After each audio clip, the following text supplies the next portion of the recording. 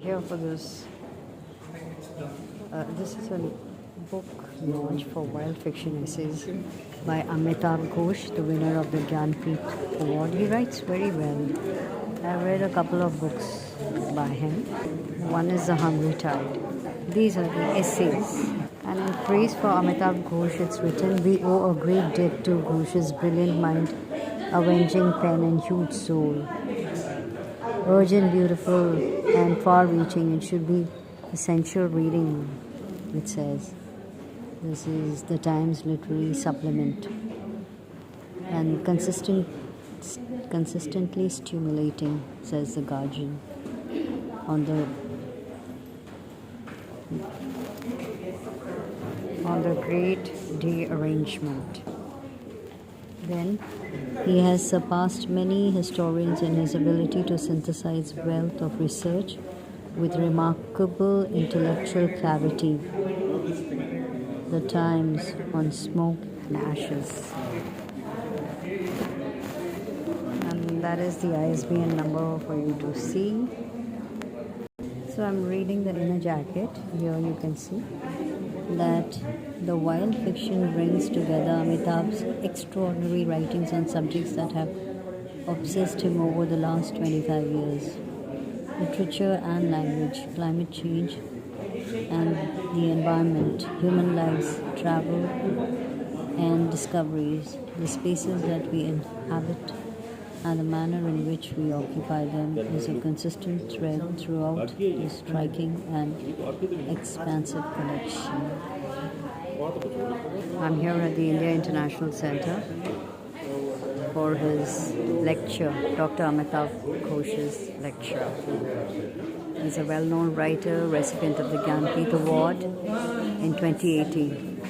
The Erasmus Prize in 2024, and was elected to the American Academy of Arts and Sciences. Here at the C.D. Deshmukh Auditorium, Max Malawan. Time of Monsters, Time of Possibilities, Reflections on an Interstitial Area.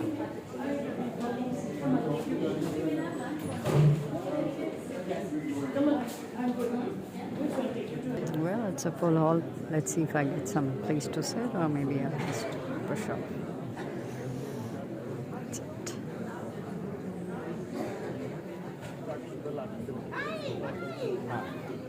It's a full house, not a single seater.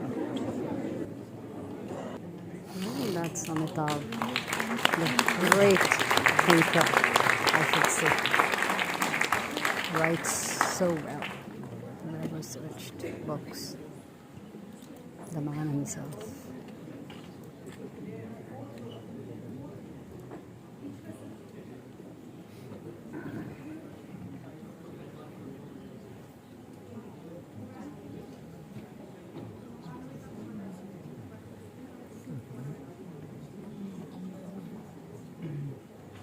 Ghosh to deliver the 41st C.D. Deshmukh Memorial Lecture titled Time of Monsters, Time of Possibilities, Reflections on an Interstitial Era. Now I have a rather needless task ahead of me to introduce the author. Dr. Amitav Ghosh grew up in India, Bangladesh and Sri Lanka and has a PhD in social anthropology from the University of Oxford. He is the author of 4 books of non-fiction, a collection of essays and 9 novels. His books have won many prizes and he holds 6 honorary doctorates. His work has been translated into more than 30 languages and he has served on the jury. Dr. Baker is his wife. Our chair this evening, Ambassador Shyam Saran, former Foreign Secretary. But before I ask him to deliver the welcome address, our wild fictions.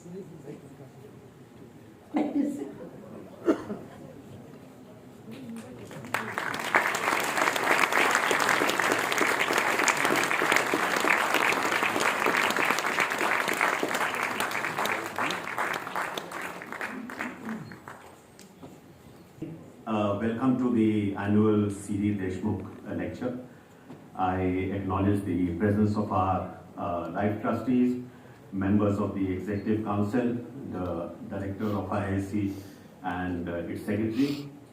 On behalf of the IISc Board of Trustees and the very distinguished audience which is present here this evening, I wish to extend a very warm welcome to Dr. Amitav Ghosh, internationally acclaimed historian and author, who kindly accepted our invitation to deliver a lecture to honor the memory of our founder President Dwarkanath Deshmukh, one of India's outstanding personalities who contributed to the shaping of the intellectual and cultural life of newly independent India.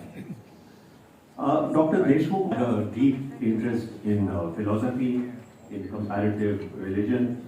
He was a brilliant scholar, economist, educationist, and linguist. One of the lesser known things about him is that his academic background was not an outstanding member of the IISc. So we are very happy to welcome one of our own family to deliver this lecture. And Dr. Ghosh has been recently awarded the prestigious Erasmus Prize by the European Union. So please join me in applauding his latest achievement and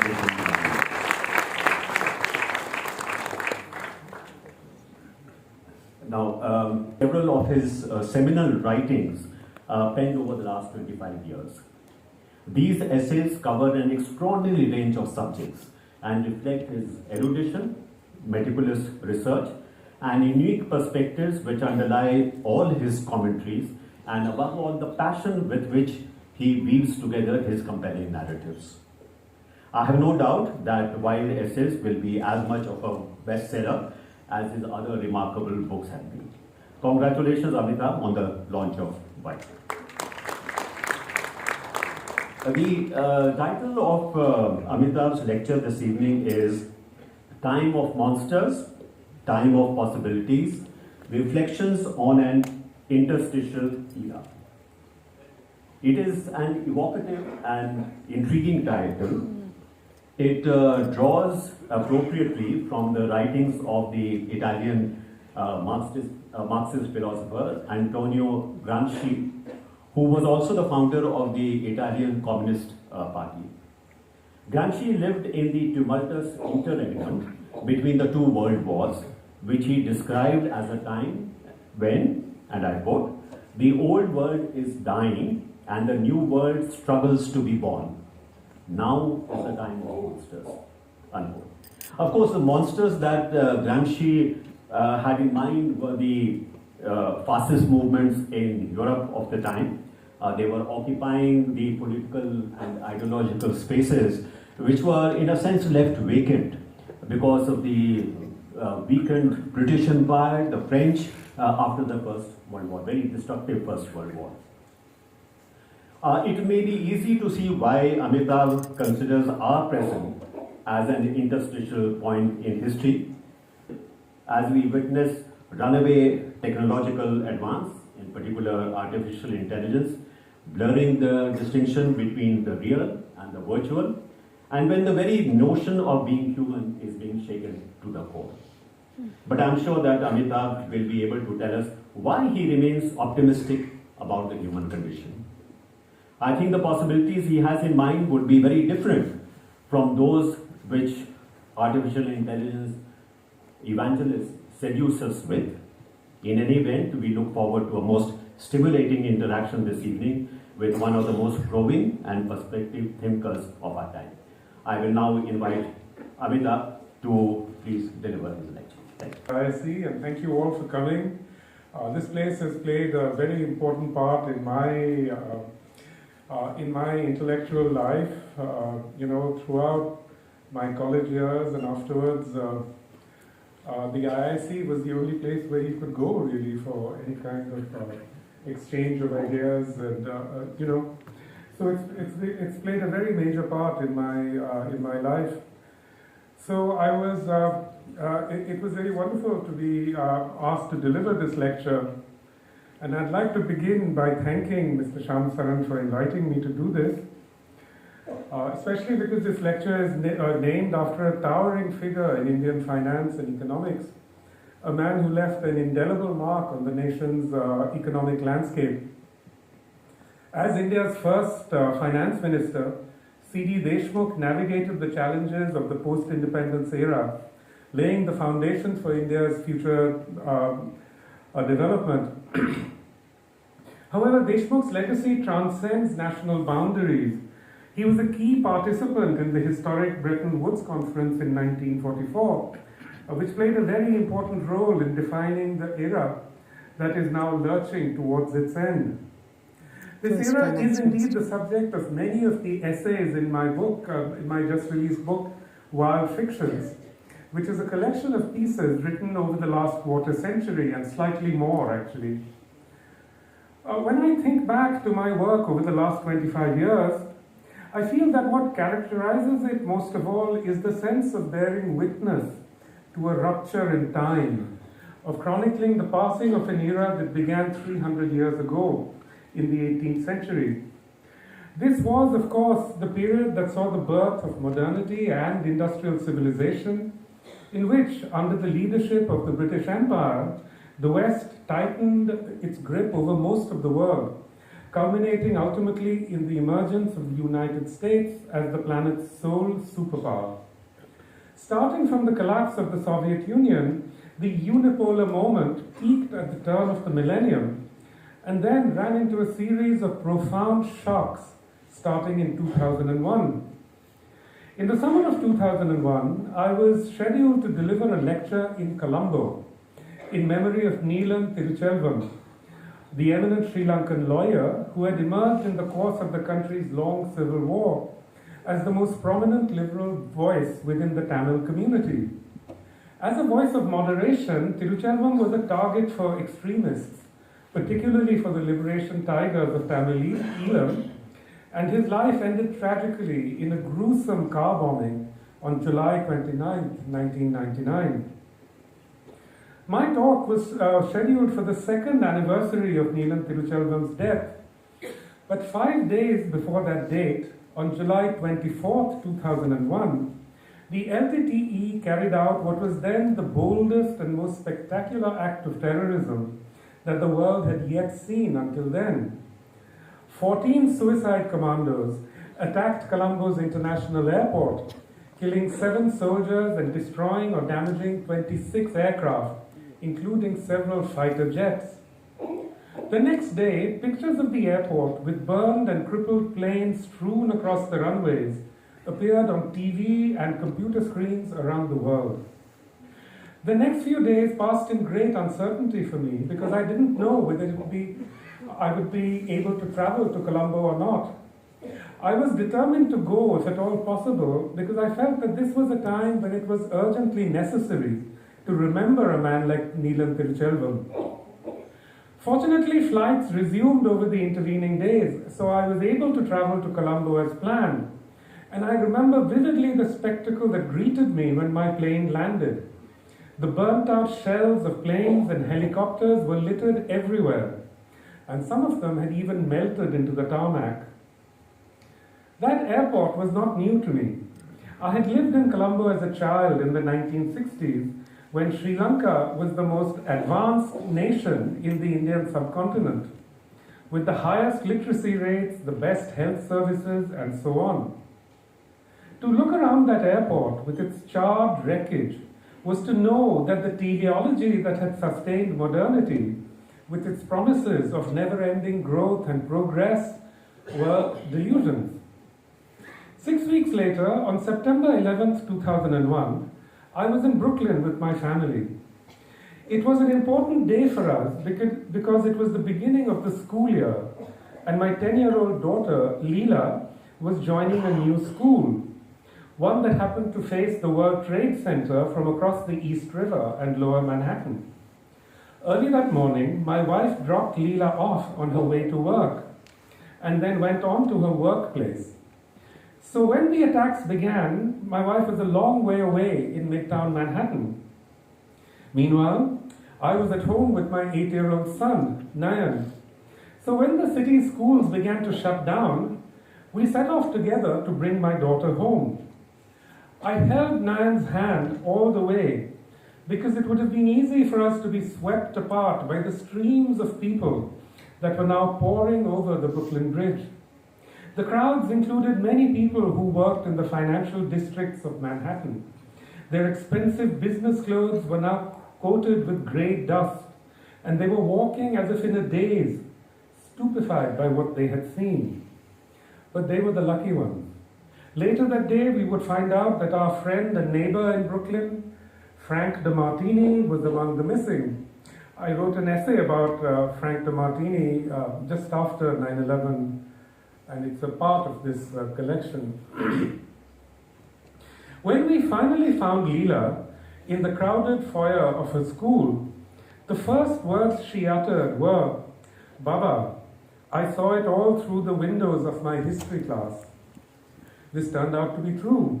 My daughter and her classmates had watched the attacks on the Twin Towers through a schoolroom window. Unlike Leela and many other New Yorkers, I did not witness the attacks of 9/11 with my own eyes. Yet on that day, I felt that I was watching another turn in a cycle of history that I had observed from many different angles: India, the United States, and the Middle East.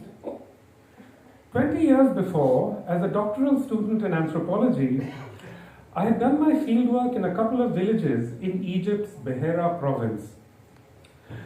I had been back several times since then and had observed the emergence of many ominous portents. I've written about this in my book, In an Antique Land, and I write about it also in a couple of the pieces here. Now, it was as if this history had followed me to New York and detonated on my doorstep with devastating force. This uncanny feeling deepened when I learned that Muhammad Atta, the leader of the 9/11 attack teams, hailed from the same region where I had done my fieldwork in Egypt. Indeed, his ancestral village was closely connected with the places where I had worked. It was then that I understood that the world was now entering a time of monsters, as Antonio Gramsci famously put it, when an old era is dying and a new one is struggling to be born. But the monsters that Gramsci had in mind were purely political creatures, mainly fascists. What is distinctive about our time is that its monsters also consist of weather events that would have been thought of as improbable or freakish in Gramsci's lifetime. Supercharged storms, mega droughts, catastrophic rain bombs, runaway wildfires, and the like. Back then, in Gramsci's lifetime, these monsters would have been considered natural phenomena or acts of God. But knowing what we now know about anthropogenic greenhouse gas emissions and their role in intensifying climate disasters, it is no longer possible to cling to the fiction of a strict division between the natural and the political. Wildfires, rain bombs, and the like are also deeply political creatures, in that they are the byproducts of historical processes that have hugely benefited a small minority of human beings at the expense of the great majority of the world's population. The same could be said about the policies and administrative actions through which landscapes have come to be divided between the natural and the social. This is indeed the theme of the essay from which the title of my new book is taken, Wild Fictions. For me, the second millennium dawned with the launching of a new project which would ultimately become a novel, The Hungry Tide. The book is set in the Sundarban, and it was in doing the background research for the novel that I began to think seriously about climate change and environmental disasters. Indeed, the novel's climactic scenes occurred during a cyclone that sent a great wall of water surging through the mangrove forest. The Hungry Tide was published in the summer of 2004. On the 25th of December that year, I arrived in Kolkata on a family visit. The next morning, sleepy and jet-lagged, I opened my computer and was jolted rudely awake by horrifying images of a tsunami triggered by an undersea earthquake centered off the west coast of Sumatra. The Sundarban was one of the areas that was swamped by the Great Wave. Although the wave in the Hungry Tide is not a tsunami, but a cyclonic storm surge, it still felt as though a scene that had played out in my head over and over again was suddenly being actualized in the real world. In fact, Gopal Gandhi, who is here today, was then the governor of Bengal, and he called me that day and said, it's almost like he knew it was going to happen, and of course I didn't know. But you know, there's an element of the uncanny in writing fiction, and it often happens that one sees things like that playing out in real life. Anyway, the thought of this was so unsettling that I felt compelled to travel to one of the worst affected areas, the Nicobar Islands. That's again something that I wrote a long essay about it for The Hindu, which is also included in this collection. 7 months later, when Hurricane Katrina struck New Orleans, I was in Mauritius on a research trip. Watching the disaster unfold from the perspective of a small island nation was weirdly illuminating. Mauritius happens to be located in a notorious cyclone alley and is frequently hit by powerful storms. Yet cyclone-related deaths are very rare on that island because the population has grown extremely proficient in coping with major storms. My Mauritian friends, as I describe in another piece in this book, were astounded to observe the utter ineptitude of the world's sole hyperpower, long vaunted as the most advanced nation on earth in dealing with the aftermath of Hurricane Katrina. I was reminded then of the overcrowded barracoon, V.S. Naipaul's essay on Mauritius, in which he depicts the island as backward, overpopulated, and teetering on the brink of collapse. Always implicit in Naipaul's judgments were comparisons with the affluent countries of the West, which in his thinking represented the higher standards of good governance. Now it was as if the heavens themselves had intervened to prove Naipaul wrong. The stunning incompetence with which Hurricane Katrina was handled suggested that over many years of neoliberal governance, the capabilities of the American state had been massively eroded. Indeed, Hurricane Katrina was not primarily an environmental disaster. Rather, it was an example of what Christian Parenti calls a catastrophic convergence, a collision between a climatic event and social and historical factors like crumbling infrastructure, poverty, patterns of terraforming, governmental neglect, and structural racism. This seemed to me yet another sign that the era of Euro-centered modernity was ending, and that the West could no longer be thought of as setting the highest standards for good governance and political sagacity.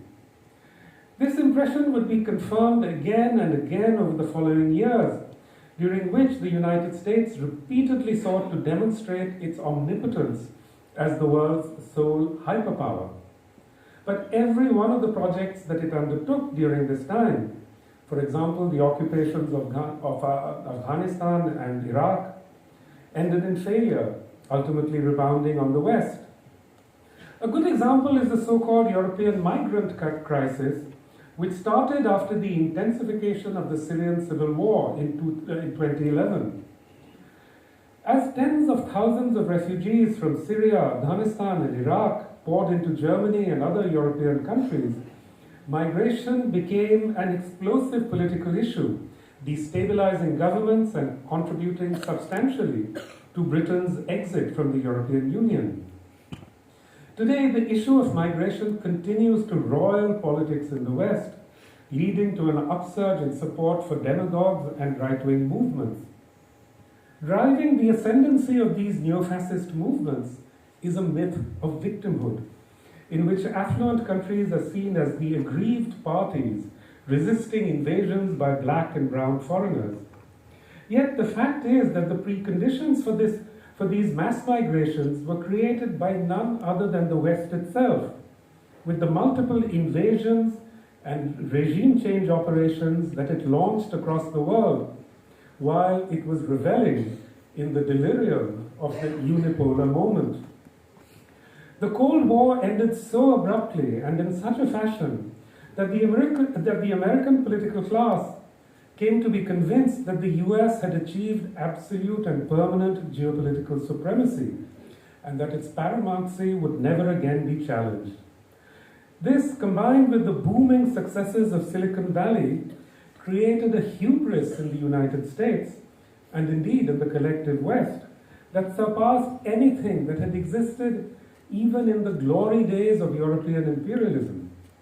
American politicians and pundits, along with their epigones in Europe and the Anglosphere, decided that they had a duty to impose their will wherever they wanted for whatever reason. The result was a swath of destruction that stretched from Afghanistan and Pakistan to Iraq, Syria, Yemen, and Libya. NATO's bombing of Libya is a particularly egregious example of the short-sightedness of Western actions in this period. Libya was host to hundreds of thousands of Asian and African migrants. After the government collapsed and the country descended into civil war, these workers had nowhere to go except across the Mediterranean. Did none of NATO's leaders, with all the collective wisdom of their pundits and think tanks, see this coming? Their pronouncements from that time suggest that they did not. Hillary Clinton, for example, gloated after the death of Muammar Gaddafi. We came, we saw, he died. Pronouncements like these suggest that the minds of Western leaders had been so addled by hubris that they thought that their actions would never have any consequences. Yet, this hubris did not arise out of nothing. The truth is that in the 30 years between 1990 and 2020, the West's paramountcy in the world came to be cemented to a degree that was without precedent in human history. With the collapse of the Soviet Union, the West, spearheaded by the Anglosphere, no longer had any significant rivals or challenges, either militarily or ideologically. This was a situation that had never existed before. Throughout the 18th and 19th centuries, European empires had to confront continuous challenges from the Ottoman, Chinese, and Russian states, as well as other alliances and kingdoms like those of the Marathas in India. Moreover, the West was also continuously at war with itself, especially in the 20th century. This meant that there was no single power that could exert absolute dominance at any time, even for decades after the Second World War. In a sense, then, the fall of the Berlin Wall was the outcome that all of the dominant political tendencies in the West, ranging from liberals and conservatives to fascists, had sought ever since the Russian Revolution. And one of the principal reasons for their unbending hostility to the USSR was that the very fact of the existence of the Soviet Union lent a powerful impetus to the other great historical process that was set in motion by the Second World War, which is decolonization. As Pankaj Mishra points out in his recent book, The World After Gaza, there are good reasons, I quote, to consider that the most consequential event of the 20th century might not be the First or Second World War, the Shoah, the Cold War, or for that matter, the collapse of communism, but decolonization. In other words, 1990 marked a turning point in two different and contradictory historical trajectories. On the one hand, Western imperial power, having been set in motion in the 16th century by the Spanish and Portuguese empires, reached its absolute zenith under the continuing leadership of the Anglosphere. But it was at this time also that the process of decolonization, which had gone through a period of extreme precarity and uncertainty, was also able to consolidate itself in countries like China, India, and Indonesia. What we are witnessing today is a head-on collision between these two contradictory and opposed historical impulses. Imperial paramountcy on the one hand, and decolonization on the other. The first dynamic allowed a tiny minority of the world's population to siphon off a hugely disproportionate share of the Earth's endowments at the expense of the majority, including often many of their own citizens. The second, countervailing impulse has now led to an enormous expansion in the economies of the global south, though also often at the expense of many of their own people. This is what makes this a time of such radical uncertainty. As the American strategist George Kennan famously pointed out almost 80 years ago, the fundamental challenge that now confronts the United States, and indeed the collective West, is that of preserving their hold on a vastly disproportionate share of the world's wealth.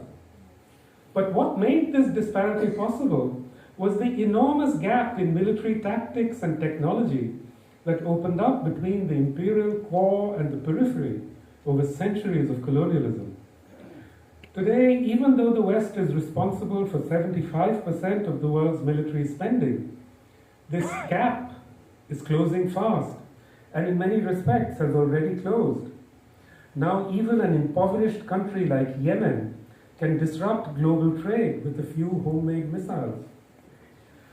The leadership of the collective West is therefore now burdened with the Sisyphean task of pursuing the fundamentally unachievable goal of maintaining its hold on a vastly disproportionate share of the world's resources. Yet it is becoming increasingly clear that the goal, unachievable though it is, will not be abandoned. And if it should prove to be the case that the only means of preserving the West's historic advantages is by sowing chaos throughout the world, then so be it. It is not hard to predict, however, that ultimately this chaos will also return to haunt the West, as it has already repeatedly done since the start of the millennium. Here lies the most monstrous aspect of this age of monsters. As I have argued in my book, The Nutmeg's Curse, the military sector is one of the most important drivers of climate change. And yet, as the wars in Ukraine, Gaza, and Syria have shown, when it comes to matters of geopolitics, every other consideration is swept aside. And nowhere more so than in the countries that profess to be concerned about climate change.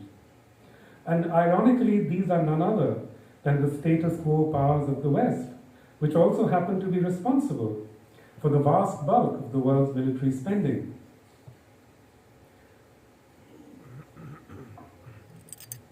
In a time between the ending of one epoch and the birth of another, a time of monsters, in the words of Antonio Gramsci. The strange thing about this interstitial era, however, is that it could also be described as a time of possibilities, in that it has suddenly become possible to contemplate and even embrace potentialities that were denied or rejected during the age of high modernity. For example, the idea that plants might possess something akin to intelligence, that rocks might be sentient, that rivers might be regarded as persons, that certain topographical features might possess qualities and attributes that cannot be reduced to their geological composition. Such vitalist conceptions have been widely prevalent in human cultures since the infancy of our species, and they still continue to exist in many different forms across the world. It was only after the beginning of the early modern era, when a tiny group of elite European men invented a philosophy in which sentience, thought, reason, and historical agency were ascribed solely to human beings. It was only then that vitalist beliefs came to be contested, denied, and suppressed, often with extreme violence. Over the following centuries, with the Western conquest of most of the world, this kind of human-centeredness has become a core component of elite ideologies everywhere. Today, as the planet hurtles towards environmental and social collapse brought about by the interlinked vectors of global warming, biodiversity loss, species extinctions, and the spread of new pathogens, it has become evident that modernity was founded on a profoundly mistaken understanding of the world, and that the elevation of humans above all other species, and indeed above the earth itself, has played an essential part in bringing about the current planetary crisis. The discrediting of modernity's anthropocentrism is itself a part of the ongoing collapse that we are now witnessing. Now that it has belatedly begun to dawn on us that there is much to be learnt from pre-modern ideas and understandings, the earth suddenly seems to teem with sentience. Everything seems to have a spirit, a soul, not just trees and plants, but also leaves, blades of grass, and so on. This is the point where we begin to step back in alarm. Would it be at all possible to exist in a world where everything is sentient? Would I be able to get out of bed in the morning if I thought that my houseplants were talking about me? This is why it's important to remember that vitalist understandings of the earth are not incompatible with doubt and skepticism. Indeed, and there should be no mistake about this, the default position of humanity in relation to the vital qualities of the more than human world is not belief or credulity or superstition, it is doubt. I noted earlier that most human beings throughout history were open to the possibility of non-human vitality. This does not mean, however, that people uncritically accepted every story they were told about trees that talk and birds that communicate. As Niels Boebant has shown in his fine study of witchcraft on the Malukan island of Halmahera, even though the islanders allow for the possibility that certain kinds of actions can be effected by supernatural means, each particular instance of such an action is subjected to very critical scrutiny. Critical faculty is by no means specific to modernity. It is the conceptual prism through which people make their peace with a world that actually does teem with sentience. This is a necessary condition of human existence, because if we did not regard the non-human world with a certain degree of disbelief, we might well lose our minds. Humans have never, for instance, wanted farmers to tell them about their conversations with their trees, nor did they want goat herders to talk about their communications with their animals. And if those people did talk about such things, they were met with derision and laughter. No one took them seriously. The only domains of human culture where doubt is held in suspension are poetry and fiction. So, for example, if someone tells a story or recites a poem about ghosts, aliens, or talking trees, even though we may not believe in the literal truth of their tales, we listen anyway. This is because stories and poems unfold within the realm of the subjunctive, where certain otherworldly potentialities might be said to exist even if they could not be verified.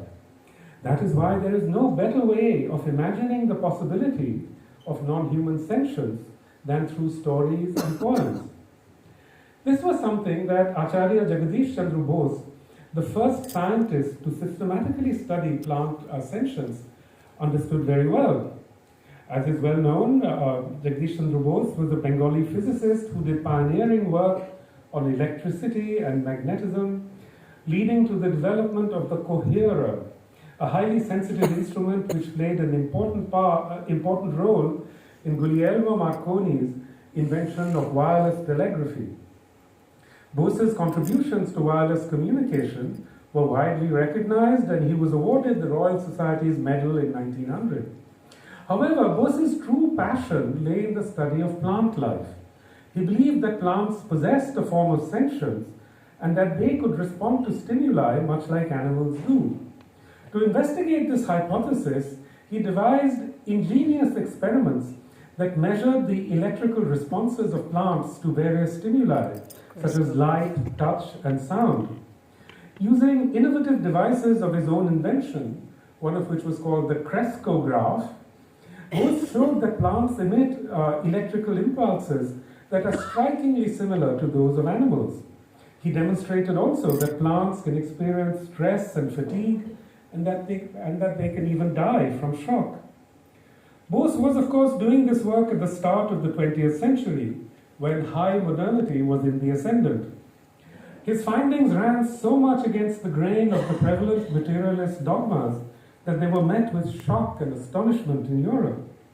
Though they initially occasioned a flurry of interest and even acclaim, eventually, I quote, the dominant style of science in the modern West, with its positivist emphasis on manipulation, control, prediction, and power, took its revenge. I'm quoting from Ashish Nandi, in fact. And Bose's findings came to be dismissed as the work of a charlatan.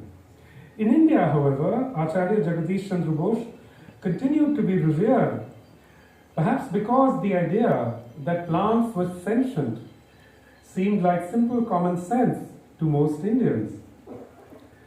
Today, Bose stands vindicated, and the subject of plant sentience is now a burgeoning field of study among scientists. A significant number of botanists have even come to be convinced that trees possess the ability to communicate with each other in a fashion that is very similar to talking. Although Bose never went quite that far, he did write a short piece in Bengali called Gacher Kotha, which could be translated as Tree Talk. It's a sort of beautifully ambiguous title. This is how it begins. I quote, do trees say anything? Many will ask, what sort of question is that? Have trees ever had anything to say? But do humans always express everything they want to say? And that which they do not express, is that not worth speaking of? We have a boy at home who cannot express everything he wants to say. And the few things he does say are said in such a broken and incomplete way that those who don't know him cannot understand what he means. But we, on the other hand, can understand everything he says. And not just that. There are many things that our boy doesn't express verbally, but does so instead through movements of his eyes, mouth, and hands, or by gesturing and shaking his head. And we, who know him, can understand all of this, while others can't. One day, a pigeon from our neighbor's house flew over and perched on our house. Then it began to sing with all its might. This was our boy's first meeting with the pigeon, and he began to imitate its song. Why does a pigeon sing? It sings when it wants, when it's happy or sad, and even sometimes in its own mind, silently. Learning the skill gave the boy no end of joy. One day I came home and found the boy very ill. His head was aching and he was lying in bed with his eyes closed. The playful child who would disturb the whole household with his antics could not even open his eyes today. I seated myself beside his bed and started to stroke his head. The boy recognized my touch and with great difficulty opened his eyes and looked at me. Then he sang the pigeon's song. I heard many things in this song. I understood that he was saying, have you come to see your son? He loves you very much. I understood many other things too that I cannot express in words. You might ask, how could you have heard so many things in the song of a pigeon? The answer is, because I love the boy. You will have seen for yourselves that by looking at a boy's face, his mother understands what he wants. Often there is no need for words. Where there is love, many possibilities can be seen, many things can be heard. High modernity taught us that the earth was inert and existed only to be exploited by human beings for their own purposes. In this time of possibilities, we are slowly beginning to understand that in order to hear the earth, we must first love it. Thank you. Somebody who's a scientist, which J.C. Bose was, it is difficult to reconcile what he wrote in the story with, supposedly his acclaim as a scientist, a rationalist. So you end the lecture by talking about the importance of love, and I agree that love creates the kind of possibilities that you are talking about, but one doesn't see much of love around us these days. So there is a problem that hate seems to sell much more, drive people much more than perhaps love seems to. Yeah, I do really believe that when I said that you are perhaps an optimist in the kind of current situation that we face, where does one create those possibilities of love? And of course, how does one love an earth that is being ravaged almost daily before our eyes? Well, I think you're probably the only person in the world who thinks of me as an optimist.